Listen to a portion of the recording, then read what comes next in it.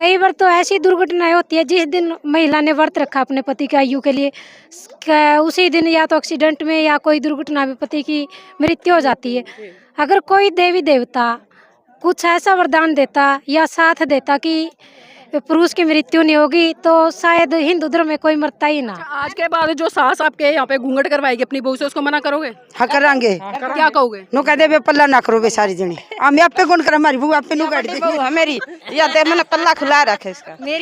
मेरी सास है, ये भी कभी मेरे को ये नहीं बोलती भी घूंघट करके चल, अपने आप इतना रखते हैं, लेकिन हमारे को कभी।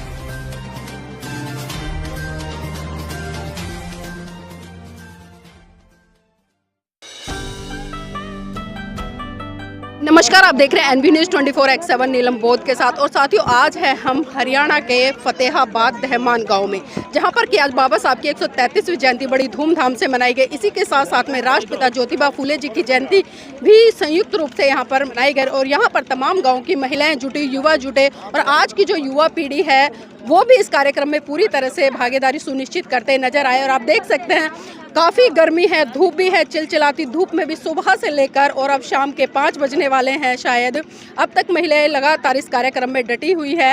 ये पहली बार मैंने देखा है कि जब महिलाएं इतनी तन्मयता से कार्यक्रम को सुन रही है, क्योंकि सुबह से लेकर अब तक बाबा साहब के विचारों पर जोर शोर से यहाँ पर चिंतन मनन चल रहा था। तमाम वक्ताओं ने अपनी अपनी बातें रखी, तमाम वक्ताओं ने कुछ नाराजगी भी जताई, क्योंकि कई साल से कार्यक्रम हो रहा है, लेकिन जिस स्तर पर बदलाव होना चाहिए था उस स्तर पर अभी बदलाव देखने को भारत देश में खासकर महिलाओं के संदर्भ में नहीं मिल रहा है। इसी कड़ी में मेरे साथ में कुछ महिलाएं हैं जिन्होंने अपने जीवन में बहुत बदलाव भी किया और कहीं ना कहीं समाज के लिए एक प्रेरणा स्रोत बनकर भी उभरी हैं। तो कुछ ऐसी महिलाओं से बात करेंगे और आज के कार्यक्रम पर भी चर्चा करेंगे कि आखिर इस तरह के कार्यक्रमों से वो क्या सीख ली थी। आपका नाम क्या है? गीतू। गीतू जी, जानना चाहूंगी, आप मंच पर कुछ वक्तव्य रख रहे थे, बड़ा भावुक हो गए थे, तो क्या बता रहे थे दर्शकों को? मैं बता रही थी भी मेरी पोस्टिंग हुई है जैसे पीजीटी इकोनॉमिक्स लेक्चरर की पोस्ट पे। मैंने यहाँ तक पहुँचने में बहुत ज़्यादा संघर्ष किया है, और इस गांव की मैं शायद हमारे समाज की पहली बहू रही होगी जिसने घूंघट खोला है शादी के बाद। पहले तो मेरे को भी बोला जाता था कि घूंघट नहीं खोलना है, समाज में ऐसे अच्छा नहीं लगेगा, बड़े जनों के सामने ऐसे जाओगे बुरा लगेगा। लेकिन मैंने उनको समझाया और समझाने की कोशिश कर भी रही हूँ कि घूंघट खोलना अच्छी बात है, घूंघट में रहना कोई अच्छी बात नहीं है। आप दब के रह जाओगे, अपने विचारों को एक दूसरे के सामने प्रस्तुत नहीं कर पाओगे। अगर आपने अपना हक लेना है तो उसके लिए घूंघट भी खोलना पड़ेगा और बोलना भी पड़ेगा, शिक्षित भी होना पड़ेगा। बाबा साहब अम्बेडकर जी ने भी बोला है, शिक्षा उस शेरनी का दूध है, जो इसे पिएगा वो दहाड़ेगा। इसलिए मैं समाज की समस्त महिलाओं को कहना चाह रही हूँ, अगर आप खुद अनपढ़ रह गए तो कोई बात नहीं, अपनी बच्चियों को पढ़ाइए, अपनी बहुओं को पढ़ाइए और इन्हें आगे बढ़ाइए। जी बिल्कुल, देखिए बहुत बड़ी बात है कि शिक्षा शेरनी का वो दूध है जिसको जो जितना पिएगा उतना दहाड़ेगा। और जीता जागता उदाहरण हमारे साथ में है बहन जी, जिस तरह से इन्होंने चरितार्थ किया है और इन्होंने एक घटनाक्रम अपने जीवन से जुड़ा हुआ मंच पर साझा किया था। मैं तमाम दर्शकों को बताती चलूँ कि जिस उम्र में कहीं ना कहीं युवा लड़कियां होती है वो यौवन पर ध्यान देती है, अपनी सुंदरता पर ध्यान देती है, अच्छे कपड़े पहनने पर ध्यान देती है, मेकअप पर ध्यान देती है, लेकिन बहन ने उन सभी चीज़ों पर ध्यान ना देकर बल्कि शिक्षा की तरफ वो बढ़ी और उन्होंने पूरा का पूरा ध्यान शिक्षा पर केंद्रित किया। और उसी का नतीजा है कि आज वो इकोनॉमिक्स की लेक्चरर है। ये बहुत बड़ी बात है गाँव के लिए और खासकर इस देश की बहन बेटियों के लिए कि जो समय उनका शिक्षा ग्रहण करने का होता है उस समय को वो शिक्षा में व्यतीत करें, ना कि अन्य बातों में व्यतीत करें। तो अपने जैसी बहन बेटियों को, खासकर आने वाली पीढ़ियों को क्या संदेश देना चाहेंगी? मैं तो ये संदेश देना चाहूँगी कि आप ज़्यादा एक्स्ट्रा चीज़ों पर खर्च न करके अपनी पढ़ाई पर, पुस्तकों पर खर्च करिए। मैंने भी अपने जीवन में ज़्यादा महंगे कपड़े कभी नहीं खरीदे, ज़्यादा महंगे कभी जूते प्रयोग नहीं किए, और जो महिलाएं साज श्रृंगार करती हो तो मैंने ना के बराबर ही किया है। मैंने अपना ज़्यादातर रुपया और अपने परिवार वालों का रुपया पढ़ाई के क्षेत्र में ही खर्च किया है, चाहे वो किताबें खरीदना हो या फॉर्म फिल करना हो या फिर कोई भी पढ़ाई से संबंधित कुछ भी आवश्यकता होती थी, मैं उस बचाए हुए रुपये का प्रयोग करती थी। तो क्या लगता है आज इतना संघर्ष करके आप यहाँ तक पहुँची है, नौकरी तक हासिल किया, तो इसके पीछे किसका श्रेय मानती हैं? बचपन में मेरे पिताजी की मृत्यु के बाद मेरा बड़ा भाई और मेरी माँ ने हम 3 बहनों को पढ़ाने की सोची, लेकिन गांव में 12वीं तक का स्कूल था। 12वीं तक तो मेरे जैसे कि परिवार में और भी बुजुर्ग होते हैं, ताऊ है, ताऊ के बेटे हैं, उन्होंने बोला चलो कोई नहीं, गांव में स्कूल है, पढ़ लेगी। लेकिन जब हमने बीए में फतेहाबाद MM कॉलेज में दाखिला लिया तो मेरे ताऊ जी के लड़के मना कर रहे थे कि बेटियां शायद गलत रास्ते पर चल पड़े या फिर कोई ऐसा काम करे कि हम नज़रें ना उठा पाएँ समाज में। तो हमने उसी टाइम अपने भाइयों को, ताऊ जी के लड़कों को समझाया कि हम कुछ ऐसा काम करेंगे कि आप नज़रें उठाओगे और बोलेंगे कि ये हमारी बहन है, इसने ऐसा काम किया पढ़ के, जो कि हर समाज की महिलाओं को करना चाहिए। जी तो और जी कुछ मैं ये भी सोच रही थी भी हमारे समाज में, जैसे कि मेरे जब हमने +2 की थी उस टाइम तो पढ़ाई का इतना दौर ही नहीं था। 2007 में मेरी 10वीं है और 2009 में मेरी 12th पास है। उस टाइम गांव तक तो सीमित थी शिक्षा, बट शहरों में भेजना पसंद नहीं कर रहे थे कि उनको ये भी डर था कि हमारी बहू बेटियां गलत रास्ते पर जा सकती है या कोई कुकृत्य कर सकती है। जब हमने गांव में पहली बार एडमिशन लिया था उस साल तो लड़कियों ने 2 या 3 लड़कियों ने एडमिशन लिया था। अगले साल ही देखा देखी कम से कम 50% लड़कियां जो 12th क्लास में पास हुई थी उन्होंने भी हमारे साथ जाने की सोची और बाहर पढ़ने का निर्णय लिया। तो बाबा साहब का कितना योगदान मानते हैं अपने जीवन में और खासकर इस सफलता में? बाबा साहब का सबसे ज़्यादा योगदान रहा है। अगर बाबा साहब महिलाओं के लिए कुछ ऐसा कानून ना लिखते तो शायद हमें पढ़ने की परमिशन भी ना मिलती और हम यहाँ तक भी नहीं पहुँचते। बाबा साहब ने महिलाओं को 50% आरक्षण दिया है। किसी भी क्षेत्र में महिलाएं जॉब कर सकती है, पढ़ सकती है, कोई भी बिजनेस कर सकती है। ऐसा नहीं है कि किसी भी क्षेत्र में महिलाएं अपना कार्य करना चाहे और ना कर पाए, उसके लिए कानून आपके साथ है, आप चाहो वो कार्य कर सकती हो। जी बिल्कुल, देखिए बाबा साहब का बहुत बड़ा योगदान और भारत देश की प्रत्येक महिला के जीवन में, अगर मैं कहूँ सुबह से जो दिनचर्या शुरू होती है और सोने तक जो दिनचर्या चलती है, कहीं ना कहीं परम पूज्य बाबा साहब की देन है। यहाँ पर तमाम महिलाएं मेरे साथ में हैं, उनसे भी जानने का प्रयास करेंगे। नाम क्या आपका? मेरा नाम ज्योति है। ज्योति जी, जानना चाहूँगी आपके गांव में खासकर हम देख रहे हैं घूंघट प्रथा बहुत जोर शोर से आज भी बरकरार है। तमाम वक्ता यहाँ पर आते हैं, घूंघट पर खासकर फोकस करते हैं, तो क्या लगता है कब तक इस घूंघट प्रथा को छोड़ पाएंगे? देखो, सबका तो मैं नहीं कह सकती, लेकिन मैं एक एजुकेटेड फैमिली से हूँ और मैं खुद एजुकेटेड हूँ। गवर्नमेंट जॉब तो देखो कभी भी मैं थोड़ी और तैयारी करूँगी तो तभी होएगी, लेकिन मेरी फैमिली की तरफ से मेरे को पूरा सपोर्ट है, यहाँ मायके की साइड से भी और ससुराल की साइड से भी। मतलब घूंघट नहीं करते घूंघट वगैरह का हमारे घर में कोई अच्छा, जो महिलाएं घूंघट करती है तो उन लोगों को आप समझाते नहीं हो? मेरी सास है, ये भी कभी मेरे को ये नहीं बोलती भी घूंघट करके चल, अपने आप इतना रखते हैं, लेकिन हमारे को कभी। तो देखिए यहाँ पर बहुत बड़ा उदाहरण क्रिएट है। इधर सास खड़ी है, इधर बहू खड़ी है। बहू को आप देख सकते हो क्योंकि आज के युग की सोच है उनके अंदर, और पढ़ी लिखी समझदार है, और ये कहीं ना कहीं घर की जो अन्य महिलाएं उनको भी श्रेय जाता है। वो भले वो घूंघट प्रथा में रही, लेकिन आज अपने घर की बहू को कहीं ना कहीं घूंघट जैसी प्रथाओं से आज़ाद कर रही हैं। माता जी एक बात बताओ, आपने खुद घूंघट कर रखा है, नहीं इनका घूंघट भी गड़वाएंगे, बहू से घूंघट नहीं करवा रखा, ऐसा क्यों? तो मैं शुरू तय कौन कर, हम तो खोल दे शुरू तय कौन खोल दे। नहीं, घूंघट ना करने में बुराई क्या है ये बताओ? घूंघट करने में तो बहुत सारी बुराई है। अब आपने घूंघट खोला, कम से कम मैंने पहचान तो लिया। अगर आप ऐसे घूंघट में रहती, कहीं मिलती, तो मैं तो पहचानती भी नहीं आपको। कुछ तो बोलो, कुछ तो बोलो। क्या बोलूं? कुछ भी बोलो, मतलब घूंघट करने से परेशानी होती है ना? वैसे परेशानी तो भर के करा भी। देखिए परेशानी होती है फिर भी घूंघट करती है। आ जाओ माता जी, भागो मत। ना शर्म आती गुड़िया। शर्म किस चीज की? नाम बताओ पहले तो। है नाम तो मेरा तीजो है जी। पहले घूंघट उखाड़ो। हमारे बुढ़िया बूढ़े खड़े भाई गुड़िया। देखो बुढ़े, अच्छा बूढ़ों ने घूंघट क्यों नहीं कर रखा फिर? फिर क्या करा भी हमारी मर्जी। नहीं, बूढ़ों से भी घूंघट करवाओ ना फिर भाई, शर्म तो दोनों की है ना, तो पुरुष सही, की भी है तो और सही। महिला की भी है। हाँ, तो महिलाएं घूंघट क्यों करे? करना चाहिए, हमारा तो रिवाज हो रहा है जी।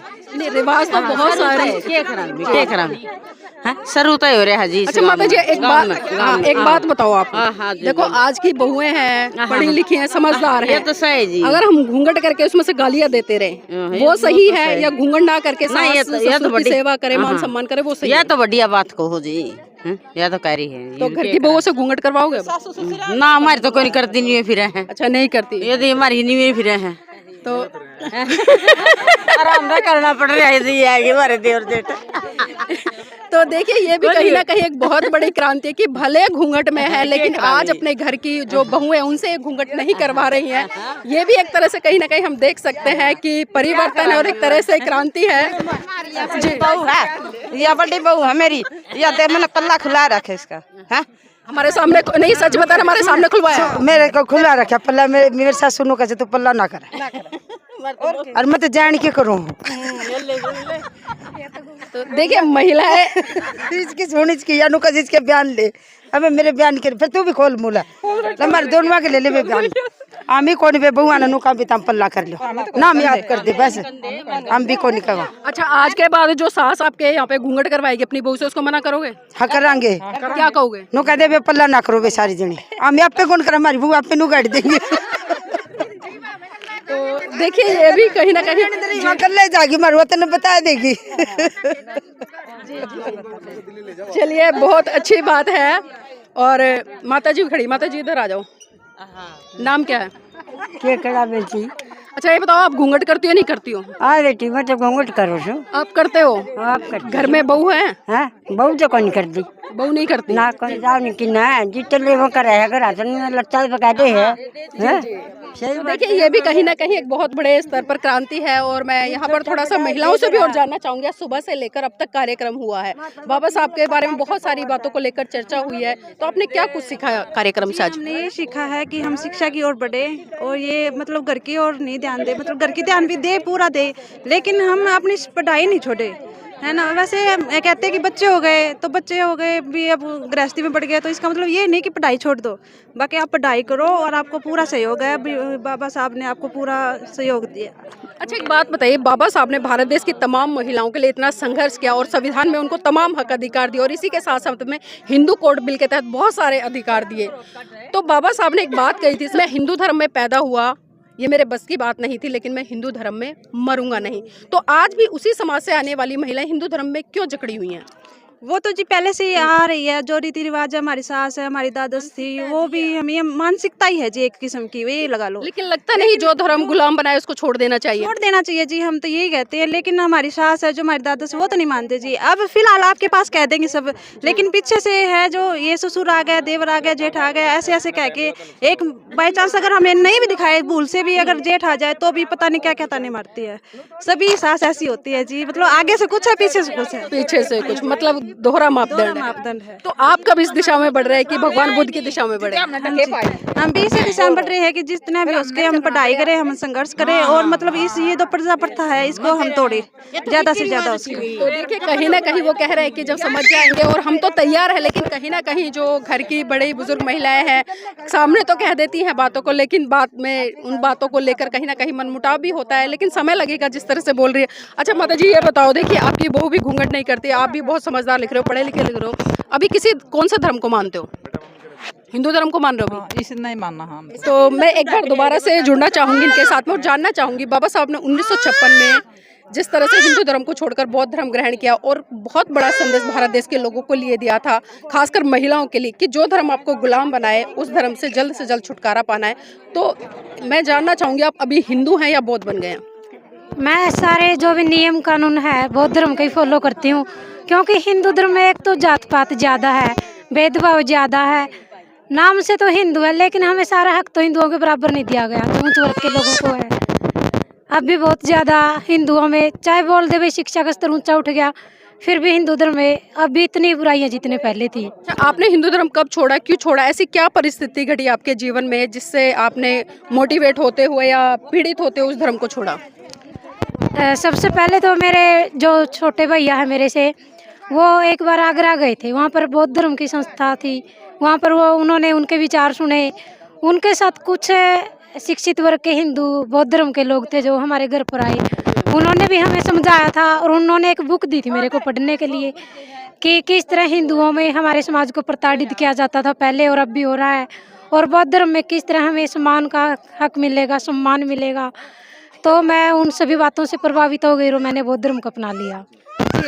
ये भी जानना चाहूंगी, आज जो महिलाएं हम देख रहे हैं नवरात्रों के व्रत रखे, पूजा पाठ में लगी हुई, आप किसी घर में चले जाओ वो चौकी मिल जाएगी रखी हुई नवरात्रों की, लेकिन वहीं अगर हम बाबा साहब को लेकर बात करें, उनके जीवन संघर्ष पर बात करें, कोई वास्ता नहीं है, तो ऐसी महिलाओं को क्या संदेश देना चाहेंगी? देखिए पहले तो जब मेरी शादी हुई ना, मेरी भी हिंदू धर्म के अकॉर्डिंग ही की थी, क्योंकि हमें हमारे परिवार में इतनी कोई ज्ञान भी नहीं था बौद्ध धर्म का, और हमें खुद को तो था लेकिन मेरे जो परिजन थे उनको नहीं था। बाद में जब मेरे भाई ने बौद्ध धर्म में शादी की, तो उनकी दुल्हन भी ऐसी आई थी जैसे सिंपल कपड़ों में, पैंट शर्ट में, ना कोई चूड़ा, ना बिंदी, ना मंगलसूत्र। और एक ये महिलाएं जो हिंदू धर्म की व्रतें रखती है, करवा चौथ का या लंबी उम्र का, उससे कोई बेनिफिट नहीं मिलेगा। कई बार तो ऐसी दुर्घटनाएं होती है, जिस दिन महिला ने व्रत रखा अपने पति की आयु के लिए, उसी दिन या तो एक्सीडेंट में या कोई दुर्घटना में पति की मृत्यु हो जाती है। अगर कोई देवी देवता कुछ ऐसा वरदान देता या साथ देता कि पुरुष की मृत्यु नहीं होगी, तो शायद हिंदू धर्म में कोई मरता ही ना। जी, तो देखिए बहुत बड़ी बात यहाँ पर इन्होंने कही है और ये समझने वाली बात है। जो समझेगा इन पर कहीं ना कहीं चिंतन मनन करेगा और बहुत बड़े स्तर पर परिवर्तन करेगा। और भी महिला उनसे भी जुड़े। आज का कार्यक्रम बाबा साहब की जयंती पर था, राष्ट्रपिता ज्योतिबा फूले जी पर था, तो आपने क्या कुछ नया सीखा यहाँ से?